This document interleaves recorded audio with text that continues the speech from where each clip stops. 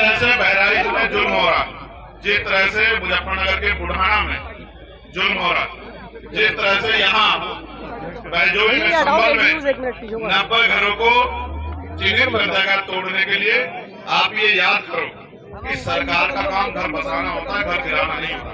ये जो जानबूझ के चुनावी एजेंडा सेट करने के लिए दलितों, पिछड़ों, मुसलमानों, आदिवासियों पे, किसानों पे, महिलाओं पे, नौजवानों पे जो जुल्म कर रही है सरकार, जनता वोट की चोट से सूद समेत हिसाब चुकता करेगी और ये तानाशाही जारी नहीं चलेगी।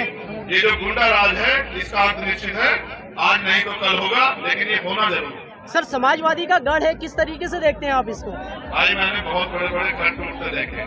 मेरी एक बात याद रखना, जनता मालिक होती है। मैं ये नहीं कहता कि मेरा गढ़ है, ये जनता बड़ी है, जनता सब देखती है। ये जिनको वोट देते हैं कुछ चुनाव के बाद इनको ढूंढा मिलता है, इनकी लड़ाई लड़ते आज जुल्म हो रहा है।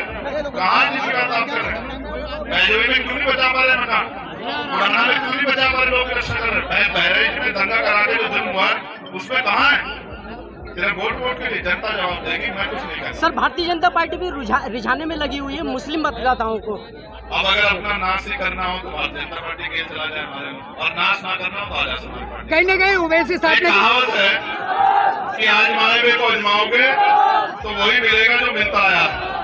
अगर उनको आजमा कर जनता चाहती है तो जनता तय करे, और हमें मौका देना चाहती है सेवा का, तो आप देखना जिस तरह पार्लियामेंट में चंद्रशेखर आजाद लड़ाई लड़ता है, उसी तरह असेंबली में आज एक चांद बाबू जनता की लड़ाई लड़ने का काम करें, पूरे प्रदेश के आवाज बनने का काम करें। कहीं न कहीं ओवैसी साहब ने भी प्रत्याशी उतार रखा है, तो कहीं न कहीं असर। भाई लोकतंत्र है, सारी पार्टी को अधिकार है कि वो अपना प्रत्याशी उतारे। जनता को तय करना है कि कौन आदमी जीत सकता है और किस आदमी के साथ जनता को। सर, दलित समाज के बारे में बताएं, किस तरह का सहयोग? आप जाकर लिखो, आप निकल के दिखा दो मुझे, हम तो मान जाए, आपको पता लगा है कितना सहयोग है, आप देखें। उनकी सरकार है, मैं लगातार कह रहा हूँ, मोहन भागवत जी को, मोदी जी को आदेश करना चाहिए कि जातिहीन समाज की स्थापना के लिए जातियों को खत्म करने का काम करें। वो नारे देते हैं बटेंग कटेंगे, इन सब नारों की बजाय जो है, चुनावी नारों की बजाय कुछ सार्थक काम करके दिखाएं। कब तक ये देश इस देश में जो जाति के आधार पर बंटवारा सहता रहेगा?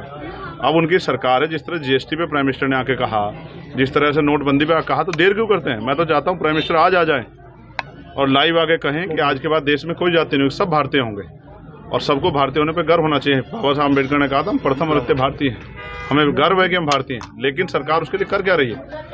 सरकार तो चुनावी आधार पे जो है, जाति धर्म के आधार पे हिंसा कराती है, जुल्म कराती है, लोगों को डराने का, धमकाने का, बुलडोजर चलाने का काम करती है। तो ये पहल बहुत दिनों से चल रही है, ये सिर्फ वोट लेने के लिए, इनका जमीनी सच्चाई कुछ नहीं है।